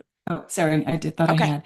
Hi, I'm Anne McDonald. I'm a resident of North Cambridge. I'm in an area that was sewer separated in the Whittemore area as part of the last large project that you did. My question on this one is I feel like I want to be thankful that we have all this engineering already, Cambridge is already moving on this, even though it's still part of a plan that's being proposed and discussed. And there's a lot of foresight, but at the same part, I feel like we're building the foundation without understanding the broader sequence and phasing that will happen. We just are asked to trust that Cambridge will continue to separate later. And I would love to see a plan in terms of which pieces would be done next that might impact this tank, that might be able to turn it to a stormwater tank, and how would we really get to no sewage being dumped in the Alewife Brook. I'm in a butter to the Alewife Brook, and I still smell the stink every time I walk at the wrong time near the brook and Mass Ave. So I just feel like I wish I hope, I know this is a meeting about this particular site, but this particular site is tied to everything else. And I feel like we still don't quite know what the impacts will be in the future. What is the plan that might separate which areas next, which areas after that, and how will that impact this storage tank? So I don't know if that is part of the long-term control plan or not, or whether it's something that Cambridge could provide us before construction happens here. Thanks for the question, and I don't think that's information we'd be able to provide before we start construction here. But as I mentioned, the city has a 50-plus year history of a commitment to doing sewer separation. Planning for how we do CSO control projects is something that we're doing all the time. The ones that are part of the long-term CSO control plan that was submitted back at the end of April will be coordinated and phased with both Somerville and MWRA for the Alewife Brook. But also, as I mentioned, in addition, we are doing sewer separation projects above and beyond what was in the long-term control plan that was submitted in April. If I may add something to also answer Anne, what we are seeing with our very advanced model that we have is that no matter how much sewer separation we do, right, the need for storage is increasing, especially when we look at right, future climate, which we are in a lot of our modeling.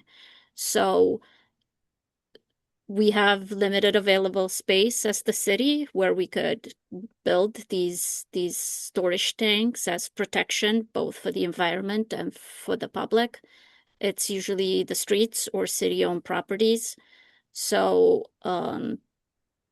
we were mentioning early in the presentation, right, that even if we do sewer separation, we still need tanks this is a city-owned property that has been identified as as an optimal location in terms of our hydrology and our interconnections to alleviate these huge problems we're having in terms of both combined sewer overflows into the neighborhoods, but also flooding and other things. So,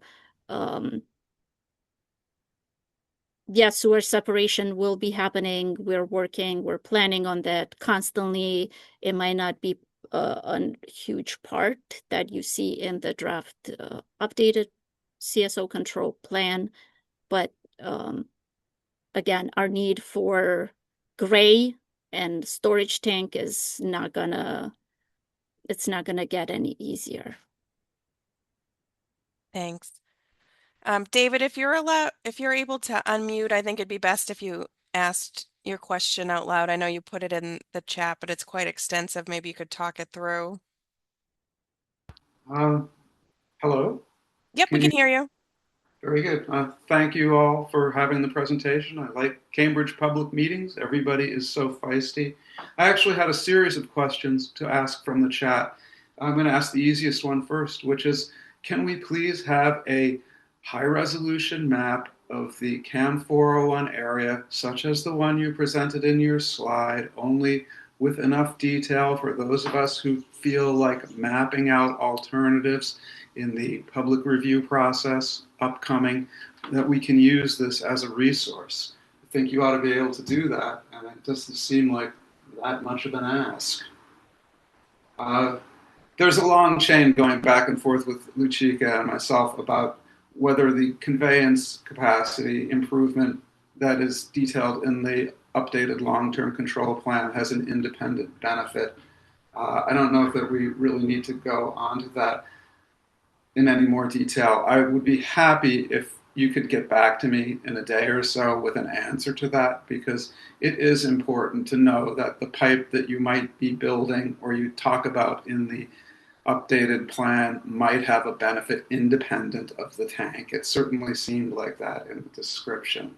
I would like to know why you keep saying that stormwater is such a problem, because to me that seems like you have a very in the box kind of view of your stormwater problem. The total combined area of the Alewife watershed is only 16% of the watershed.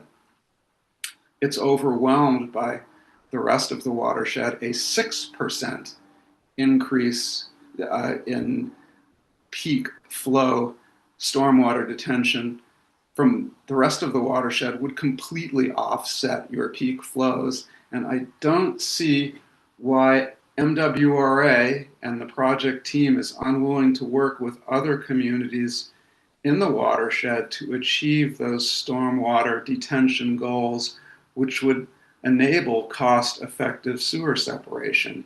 It's a question and it's a comment, but if somebody would like to answer it, I'm willing to listen.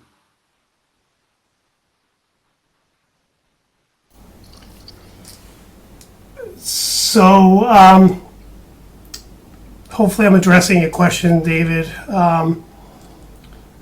So when we did the sewer separation in West Cambridge for the CAM 4 project, part of that was designing flood attenuation so we didn't exacerbate flooding in the Alewife Brook.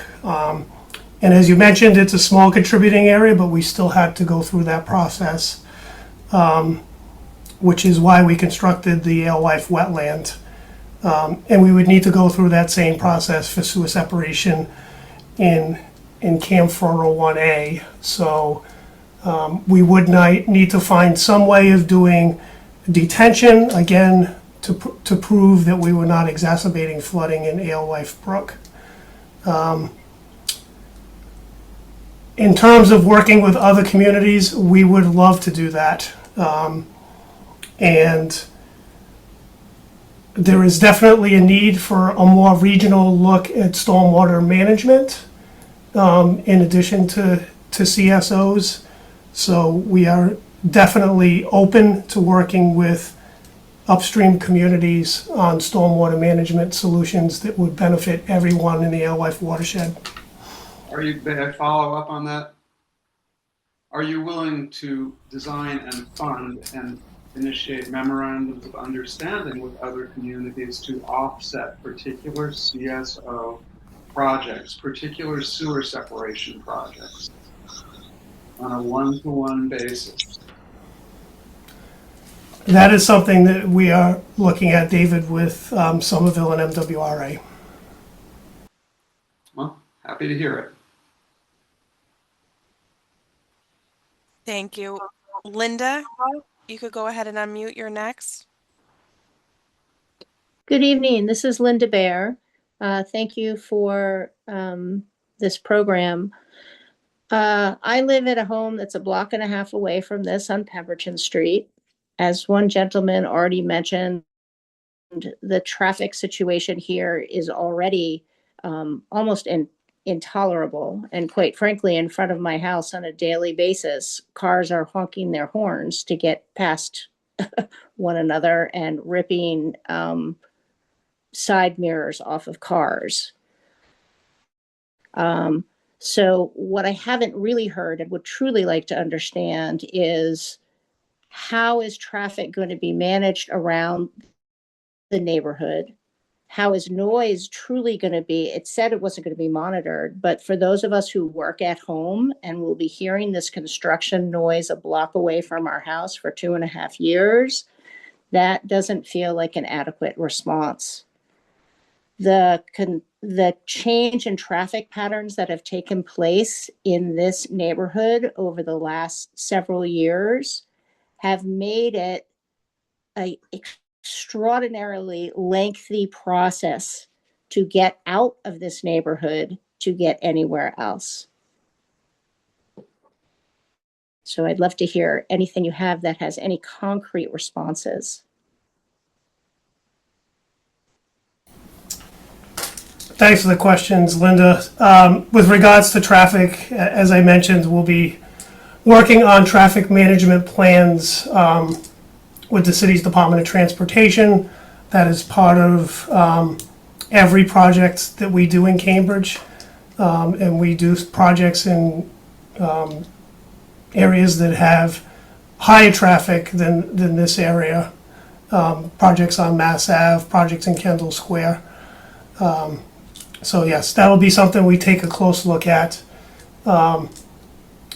An important part of that, as I mentioned previously, is managing trucking, because there will be a lot of trucks needed for this project, and identifying a way to bring trucks to the site when they are needed and having them staging somewhere away from the site so we don't have trucks all over the neighborhood waiting to get into the project.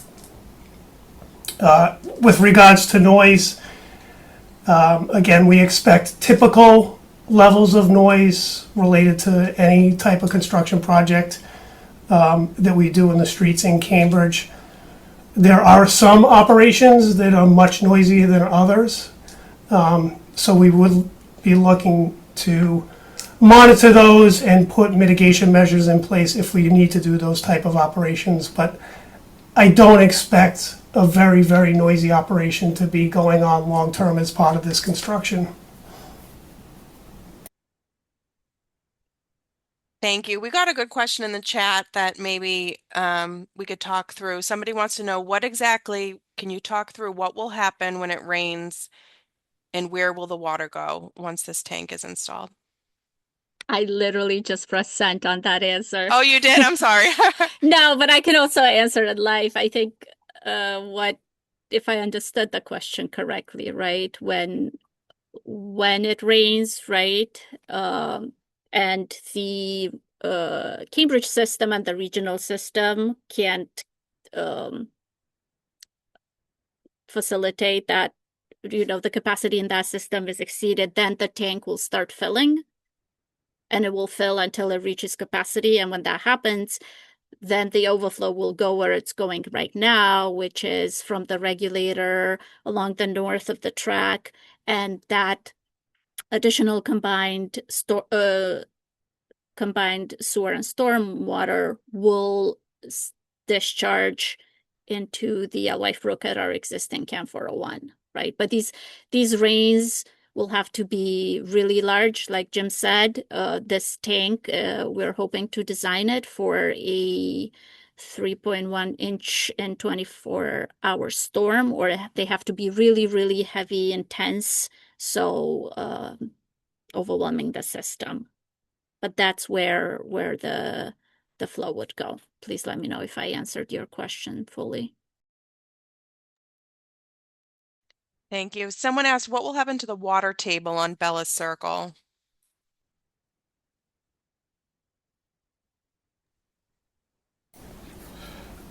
So we have probably more information about the groundwater conditions in this part of Cambridge than anywhere else. And that's because Danahy Park is a closed landfill, and one of the requirements for having that closed landfill is continuous groundwater monitoring. So we have a lot of good information about groundwater levels in the neighborhood now, so we'll be able to use that information as part of the design.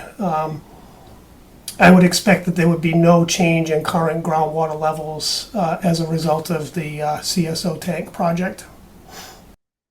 Jim, I'll just add too that the design documents will include specifications that the contractor put in temporary measures so that they don't disrupt the surrounding groundwater around the parcel, and that is also helped by the prevalent Boston blue clay that is underlying the site, which is very tight and water does not move through it very quickly.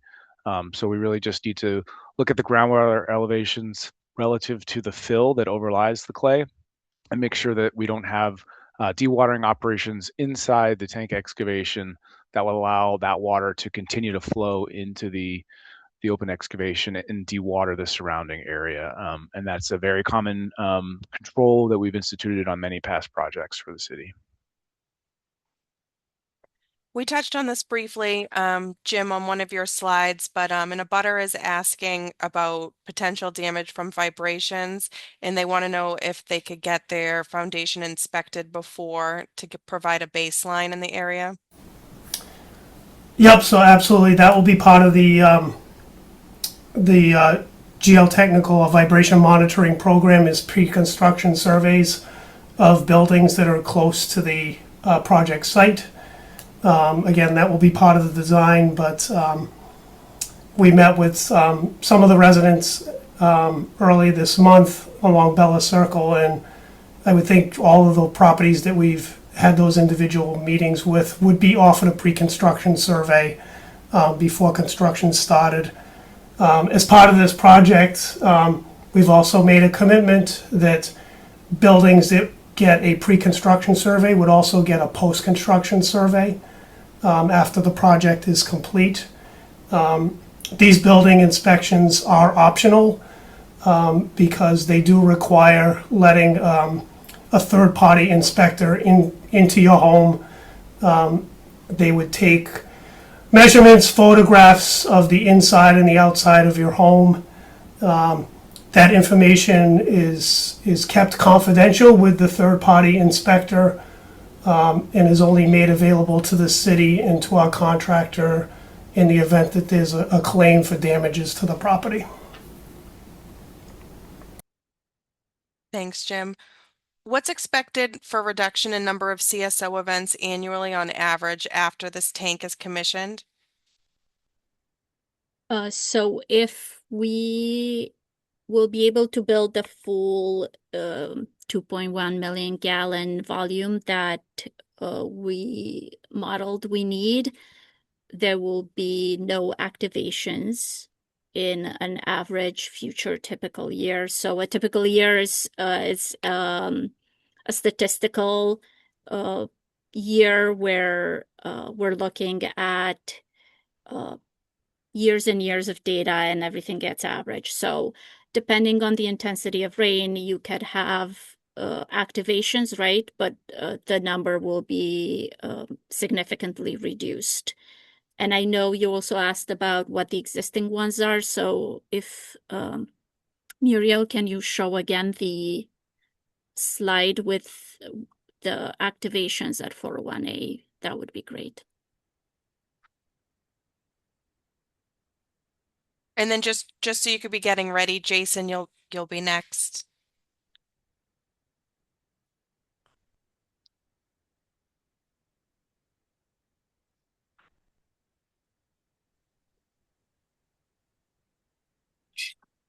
All right, go ahead, Jason. All right, thank you very much. Thank you for the presentation, and I'm very glad to see the work that is being done to address the CSO issue. I'm very glad to see the City of Cambridge is continuing to follow through on this decades-long effort. And I am a resident of North Cambridge. I kind of sit right between where the tank will be and where the current discharge is into Alewife Brook, and quite frequently notice the smell. So I'm glad to see that this is being done. And thank you to the city for the investment in this. I recognize how hard it is to do work in an urban area, especially one where there are constraining factors like houses, railroad tracks, heavily trafficked road. My question regards the maintenance. There was some mention made regarding the maintenance of the scrubbers for the air discharge. I'm curious about the maintenance of the tank itself, if there's anything that needs to be done post usage to clean down the inside of it, because I mean it is going to be holding CSO waste, so there's going to be mixture of sewage and stormwater in there, or any other type of ongoing maintenance of the tank itself to both address smells, address damage, leakage, anything like that. Thank you very much. Yeah, thanks for that question. That's a good one. And it's something that we're already actively talking about. And maybe, Emerson, if you could jump in and talk about some of the solutions that you've implemented on other projects for maintenance on these facilities. Sure. So flushing of the tank is a common practice. So after the tank is dewatered, the any sediment that remains in the tank that may have settled while the water was in the tank is flushed proactively down towards the dewatering pumps. And this is can be done successively. Multiple flush waves can be released to make sure that we have a very clean tank floor. That the floor is where most of the debris will accumulate, and that's where problems like odors can manifest. It can also accumulate significantly over time and consume a lot of the volume of the tank. So it's very important that these systems be used to keep the tank floor clean and all of the storage volume available. There's a lot of different methods that can be used for that, and this project is targeting those that are most reliable and simple to operate and don't require a lot of maintenance. And they generally just rely on potable water supply to service the flush waste. So we're actually using clean water to flush the tank out, not excess combined sewage that was held in the tank after the tank was dewatered. All right, and for that flushing, in terms of, we understand the volume of the tank is going to be about 2.1 million gallons. I'm assuming it's not going to be using 2.1 million gallons of clean water then to flush. Is it something in the neighborhood of like 10% of the volume of tank that's then Much flushed less, through, or much less than that? Yes, yeah. These if you can imagine like a bowling alley, that's how the tank will be configured. So it's going to have multiple flush lanes in the long direction of the tank, and the tank will have a sloped floor. Typically, it's about 2%. And when the flushing occurs, we'll be releasing it at the upstream end of the tank, and it will have a flush wave that's probably going to appear to you as like a 2 to 3 inch lens of water that's rapidly advancing down that lane, and all the debris is carried to the downstream end of the tank where the pumps are located in a sump. The water falls into that sump, and the water is pumped out. If you're you want to spend a little time on YouTube, you can Google sewage tank flushing systems, and you'll see all kinds of examples of the technology, and it's very effective. Excellent. Thank you very much. And I'm assuming there's also going to need to be maintenance hatches and stuff for workers to be able to get in for other clean out of the debris that can't be flushed with water. The tank is going to have a variety of access hatches. These will present as manhole covers and hatches, hinged hatches, very similar to one that are in front of the Chem 401A regulator control panel that's above grade on the north side of the railroad tracks. And the design of this facility is intended so the city doesn't need to go into the tank regularly. That's why we have the flushing system. There'll be certain treatments of concrete so that we don't have surfaces of concrete that are just sitting there accumulating debris where water can pool. Everything's sloped so that all that material is able to get out of the tank after it's served its function. Great, thank you very much, and best of luck going forward with this project. Thank you. We're just about at 8 o'clock. I know there's a couple hands still raised, and we're probably not going to get to everyone. So I did want to let you know that we do have all of the questions saved. That we'll get a transcript this evening from the Q&A. And if we could go to the contact, the slide with the project page. Sure. My information is on that page, as well as some other members of the team. And if you had a question this evening that wasn't answered, feel free to reach out anytime, or if you think of something afterwards. With that said, there will be things that we don't have the answers to yet, but it's still good if you want to put them into the Q&A at this time, because then we'll have them recorded and we'll be able to get back to you when we do have those answers. Judy, if you want to go ahead, we'll just do a couple more. I know you've been very patient. Can you hear me? We can. Okay, I have two quick questions. Have you conducted an environmental justice assessment? And if so, what were the findings? And my second question is, where is the MBTA in all of this? We haven't heard anything about their involvement. They're going to be deeply involved, I would think. That's it. Yeah, thanks, Judy. So we did not do an environmental justice study for this specific project, but that is a requirement of the long-term CSO control plan that we submitted back in April. So there will be continuing work with EJ communities as part of the larger CSO control plan. In relation to the MBTA, you are correct. We have a lot of coordination to do with the MBTA, where we'll be working adjacent to the Fitchburg commuter rail tracks. So we are getting close to being ready to start conversations with the T, but I expect that we'll be having several meetings with them to go through the particulars of the project and how they potentially affect the T's operations. Thank you. We have time. We'll just do two more. Peter, you should be able to unmute now, Peter. Can you hear me? Yes. Oh, yes. Thank you. Thank you very much for this meeting. It's been very informative. Just a basic question and a butter going back to odor control. When during normal weather conditions, when the CSO function is not in use, is the tank going to be used for basic untreated sewer storage? And again, the question about odor control: can the city guarantee that there won't be a sewer odor problem? And that's it. Thank you.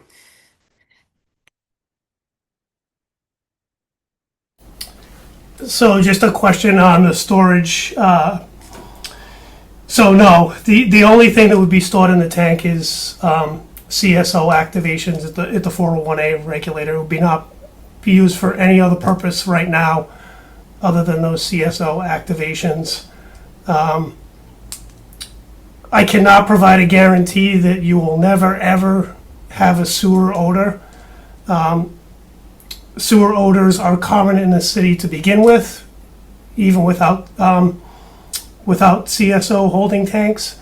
Odors are just a function of having combined sewers. those odors can become worse when we have long periods of dry weather and the combined sewers don't get flushed out. And we have a few ways of controlling those. We typically, in dry periods, you can get odors from catch basins that are connected to combined sewers. So we do have ways of modifying catch basins to help with that. And we have done that at many, many locations over the years to help with odors in combined sewer areas. Thank you. And you'll be last. Is it Eppa or Rixie? You should be able to unmute. You nailed it. It's Thanks. Rixie. Hi, my name's Rixie. I live at 126 Harvey Street, so somewhat close. I walk by the site daily, taking my daughter to daycare. I've been involved in this process through my work with Save the AOF Brook. I'm also on the board of directors at Green Cambridge, and I'm on the leadership team of AOF Study Group. Big thanks to everyone for working on the issues of CSOs over a very long time. There have been some major wins, some of them that Jim talked about, like the Alewife stormwater wetlands, that I truly think are some of the most enjoyable and special places in all of Cambridge. There's an opportunity here to finish the job on sewer separation and restoring areas of the Alewife Brook that have been overrun by invasives and were flagged in the Alewife Reservation Master Plan for stormwater wetlands. I saw Lucica's comment about existing wetlands not being used. I have a feeling if we pushed hard on that this is something that we could get around. The areas that we flagged in the Save the Alewife Brook Community Plan are areas that are mostly overrun by invasive non-native Phragmites. They are providing very little ecological habitat or even probably stormwater absorption services currently. And if designed in an engineered system like the Alewife Stormwater Wetland, these areas could be dramatically improved. That's a benefit regardless of whether we do sewer separation, but it fits in very well with doing sewer separation. And this is not a pie in the sky request, but an extension of work that was done in the first long-term control plan. I'm really pleased to hear about the ability to use as a stormwater tank and planning for a separated future. Let's get there sooner. Let's look forward. I look forward to working through this more through the updated long-term control plan process. I know it's an ongoing thing. However, I think there are real near-term opportunities that should be explored. For example, I've been in conversations through my work with AOF Study Group with Eversource. They're going to be ripping up Ringe Avenue most likely to upgrade their transmission lines. It's going to be a major project that unfolds over 3 to 4 years. That could be a great window of time to try to get stormwater transmission upgrades or other sorts of infrastructure into Ringe Avenue. If we're already going to have this area disrupted massively with some of these other projects like Eversource, there are probably ways to dovetail the work of the city with this and think really long term about how we can get near-term benefits and leverage the MWRA's funding mechanism in the near term to get sewer separation sooner and deliver all the co-benefits of stormwater wetlands and all the other great things that the city has done in the past. Thank you so much for this meeting. Eppa, I want to address sort of the first half of your comment. Working with DEP and EPA to make those wetlands available takes a long time, right? So I think as planners and engineers, when we're tasked with solving problems that are so important for the region, and we're trying to do this in a way that people can see the benefits, we have to make some compromises, and sometimes it's the time, right? Doing sewer separation will definitely take longer, and I think you nailed exactly why in our presentation we were thinking about 20 years for sewer separation here, is because of these areas that are so green on a map, that are easily identified as simple places where we can put stormwater. Those are state-owned. They have restrictions, and moving through that process takes a lot of time. Yep, totally fair comment, Lucica. Thank you. No problem. And Eppa, I'd just like to address your comments on Ringe Avenue. So you're right on point there. So couple of years ago, Eversource Electric needed to put in some infrastructure along the full length of Ringe Avenue for the MBTA's bus charging facility on Mass Ave. And there's also this future transmission work that could be happening on Ringe Ave as well. And we have been in close coordination with Eversource to make sure that we are reserving space for pipes and structures that are needed for future sewer separation as we're coordinating this work with Eversource. Awesome. I'm really glad to hear that, Jim. All right, we are a little bit past time. Thank you so much to everyone for attending this evening. This is you'll be hearing a lot from us. This is only the beginning. Please, if you think of anything afterwards, you can go to the project page. My email's on there. Lucica's email's on there. Anyone that we didn't get to tonight, I just want to say one last time, we do have all of the questions saved from tonight. We'll be establishing some type of question and answer document. I know a lot of them we weren't able to answer tonight, but we do have the questions and we'll answer them in due time as soon as we can. All right. Thank you, everyone. Thank you. Thank you. Good night, everyone. Thank you, everyone.